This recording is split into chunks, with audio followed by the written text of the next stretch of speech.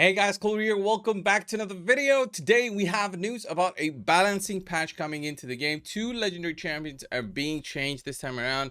We used to get these balancing patches every month with 3 or 4 champions. Now that they reduced it to 2, maybe it was the January, busy season that is their holidays for the Ukrainians with their Christmas being on the 7th of January. Maybe that's the reason they went with a lower balancing. But anyway, let's get started. It's one void and one non-void. We'll start with the non-void champion, and it's the one and only Errol. All right, never really been featured in any videos as an outstanding champion. Now Errol has a chance to be the one that people use for their damage dealers in arenas or even in the dungeons. Being a force legendary nuker, it's a little bit difficult to consider him as your main nuker based on the very high amount of spirit defenses being with duchesses and more to macabres in there. The force champions actually lose a little bit of their power, but with these changes maybe he sees a little bit more light, especially on those newer accounts where you're missing a few pieces of gear. I think he's gonna be key for this one because Errol's kit,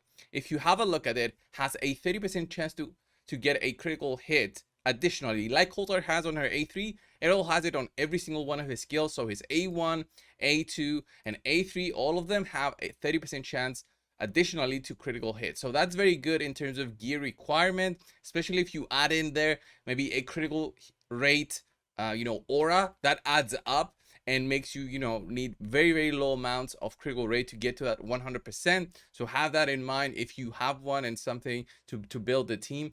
And also the changes that we're gonna have, it's on 2 of his skills, I believe. Is one of them is Helm Breaker, which is his A2 skill. Instead of being a single target skill, this will be an AoE attack, double hitting, which is insane. And then it will remain, it will keep its 30% extra chance to do a critical hit, but it also will have now each hit will ignore 15% of the target's defense. Instead of 50%, now it's 15%, so a total of 30% if you add those two up in terms of overall ignore. But that's not really how it works. Not total, I'm just gonna keep saying 15%. That's better to think about it in terms of how much defense you'll be ignoring. But it's very good because you'll just need 70% crit rate to build this guy up. He's gonna be double hitting AoE attack. I can't wait to actually test it out when the patch goes through. I don't know when that's gonna be, but this will be an amazing change, I think, for Errol. His multiplier for sure will change because this is a single target triple hitting attack, and now it will become an AoE attack, which is going to be double hitting. So I guess the multiplier will be around the 4 mark. So a 4 multiplier to his attack and critical damage stat, right? Going on to his next skill, it's going to be his A3 negation. Now it changes to an attack and then a removal of buffs. So what now happens is he attacks first, removes all debuffs from this champion, and steals all buffs from the target before attacking. All right, so I don't know why they worded it like that. It had no reason to. So what A3 does, attacks the enemy, but before that he removes the debuffs from this guy. So maybe an attack down, or I don't know about a fear, if he has a fear, if the fear will trigger first before his skill. I'm guessing fear triggers first, so he will potentially lose it. I'll test that out in a future video. And also steal buffs from the target before attacking. That is good, so you can steal probably something like an increased defense, a shield buff, and not a bolster shield buff, but any kind of buff will be stolen. Even Stone Skin, I believe, should be able to be stolen.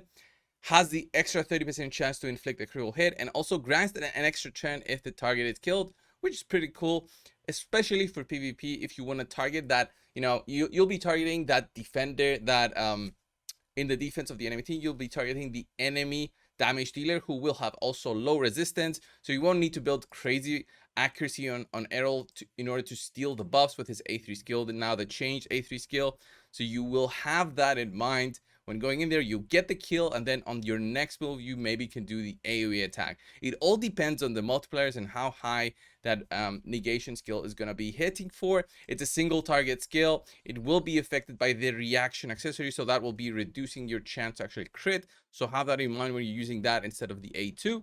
And then his aura also changes from an all dungeons aura to an all battles aura by 28% boost instead. I think that's pretty cool. Comparing it to the restrictive dungeons only aura, this one is actually pretty good as well, right? And let's go over to the Void champion. It was a fusion champion, this one, and it was an underwhelming champion. Now, hopefully, he becomes a little bit better. Where are you, Vlad? There he is. Vlad the Nightborne. I did use him for a while. I'll definitely consider him again. Maybe even book him out on the main account instead of, playing with his champion just on the test server. You saw Errol, I had booked, but this guy, I didn't even bother booking because he was so bad in terms of, other Void champions in my eyes. So let's have a look at Vlad. Mind Shroud will now be changing, and that is A3 attack now will become an AoE attack. That is very interesting. It basically makes him more valuable with this one for sure. Has a 75% chance to place the decreased defense debuff and a block active skills debuff for 2 turns on an AoE. That's insane. That's insane. And it will be a single target AoE attack, and he will be placing the decreased defense and the blow active skills with the books. This will be 100% chance to apply it. That's very, very solid. If both debuffs are placed, place a perfect veil on buff on this champion. That will remain, but it does not have the conditional for him to apply the debuff. So he will place the perfect veil regardless. That gives a protection from AoE attacks by 15% damage reduction. That is very cool. An additional way for him to survive a little bit more. This will be big. Again, we don't know the multiplier that changes for this one. So when this does change within the game, I'll test it out and see the actual potential of the A3. So I'll guess, yeah, I'll have to book him out to see that. And then his aura changes to a critical rate boost in all battles by 24%.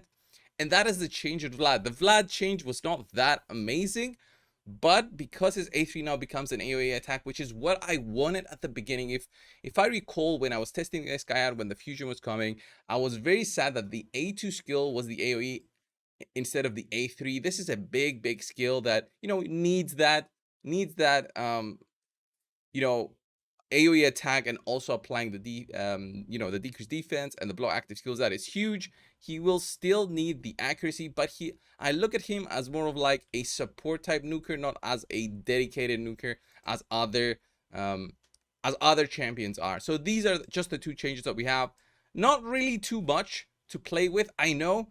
I wonder what the changes will be for February, what kind of champions will be changed. We're probably going to have those news by the end of February again next month. So you just have to wait, I guess. I love that the Prime has been taking steps to get those champions that are not really addressed and put some focus onto them and change them for the better. We know that the blessings will be changed, so that will be affecting a lot of champions. So I wonder on how we're going to move with that, but that will be for a different video when the time comes and when we know more about blessings, possibly new blessings, or just blessings being the underrated ones becoming a little bit better. So we change to those as players when we do, arena or dungeons or clan balls or anything else. Some champions, by the way, that I want to see change for the future are definitely champions that are just in my vault right now. If I just have a look at them, clearly Nobel is one of them that is very underwhelming, even if he is good with other True Fear champions. It's the one I recently recall getting that I wasn't so excited about. Other champions that I can definitely think about is, I don't know, War Chief did get a change, did get a buff in the past, but was still very underwhelming and very underappreciated, not so much used by players out there. I just wonder which champions they have on their eyes, and if they're keeping really any statistics or analytics from accounts who have those champions and how often those are used. We know they have those stats because we see them in the yearly reports that they make, that like the video on what your account did last year, that recap that we get every year.